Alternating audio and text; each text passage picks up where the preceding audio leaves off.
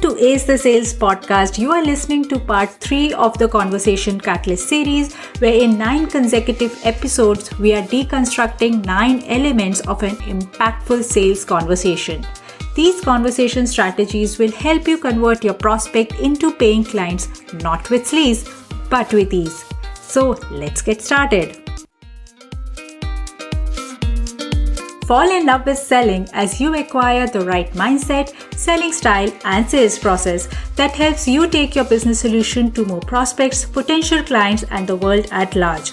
If you are a women entrepreneur who is looking to get more sales, scale, and sustainability in your business, you have reached the right place.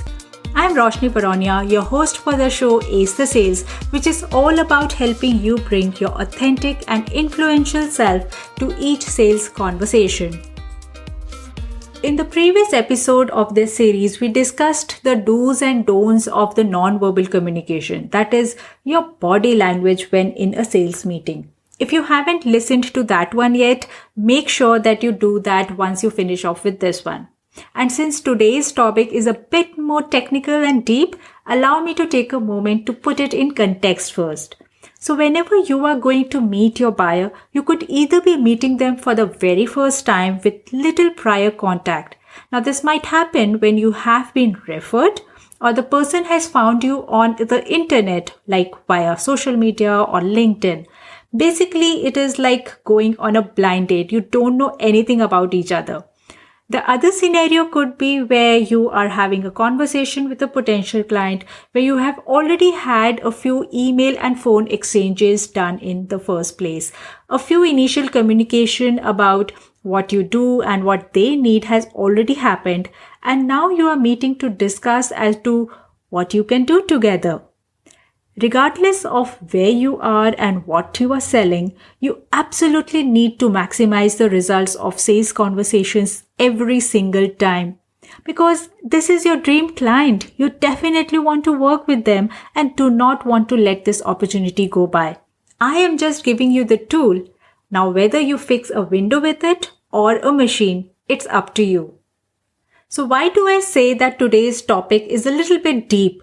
Because it is all about establishing yourself as the expert. It is something which puts your expertise to use. It is about demonstrating insights. And this is one of my favorite for obvious reasons. I'm a consultant and strategist, and working with insights is my thing. So I love this part of sales conversation where you share subject matter expertise with your potential client. But let's first understand why you need it in the first place. Picture this. Suppose you are visiting a new city for work and have got a few extra hours in hand. Just enough to maybe visit a good place, some sightseeing, or grab some authentic local food. And now instead of Googling, you recalled that a friend of yours resided in the city some time back. And so you decided to just call her up and take her advice on it. And fortunately, she gave some very good references. You saved on time and loads of doubts, and finally, you were able to make good use of your little time that you had in hand. In today's age, a seller needs to be this trusted friend, advisor, and partner who can give insights on the best use of time, money, or resources to their clients. Because here's the thing, your clients already know a lot of stuff. What is it that you are telling which is new for them? They already have too much to choose from. How are you helping them to cut down the clutter and choose what's right for them? Here's the scoop. Today's buyers have a lot of information and choices, but they don't necessarily have the wisdom or the confidence. They need people to share ideas and help them think through those ideas. And thus, demonstrating insights is the best way to position yourself as the trusted advisor in the eyes of your prospect. Because there are two very important things. Firstly, no one likes to be sold to. And secondly, definitely not by a pushy and transactional salesperson. especially if you are dealing with high-value products, programs, or services.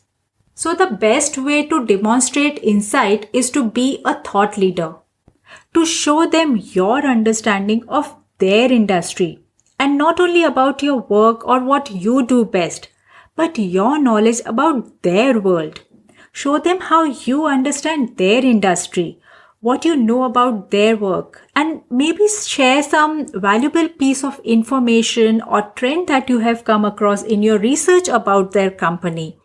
For example, you can start by talking about the top 3 common challenges that a business like theirs is facing. Then support each of the challenges with the root cause which you have identified, which by the way is directly based on your expertise. And then support your root cause with proven statistics, data, research, or facts. This way you can establish yourself as a person who is intelligent and knows what they are talking, while at the same time you are not trying to sell at all. You are genuinely telling them that you are aware about the industry and the business challenges they might be facing, and you are willing to help them. Take my word for this, they will be all ears for someone who talks sense to them and not fluff. This again could be a great opening strategy, and the next time when you use it, do let me know how it worked out for you. And before you hop off, remember to subscribe to this podcast because in part 4, I am discussing a major aspect of the sales meeting, which is increasing engagement of the buyer in the conversation. The episode releases next Thursday and do not miss out on it. And if you wish to receive more such sales tips, small business insights, free resources, and latest podcast releases right into your inbox, sign up for the Sales Made Simple letters at bit.ly/SMS-letters. The link is given in show notes. I send out tons of values to my email lists only once a month. So remember to sign up for Sales Made Simple letters. And yes, do not forget to give us a 5-star rating or review if you are on Apple iTunes or Castbox. Otherwise, you can give it on the link given in show notes as well. And I will catch you next week. Till then, sending you good vibes and wishing you well. This is Roshni Baronia signing off.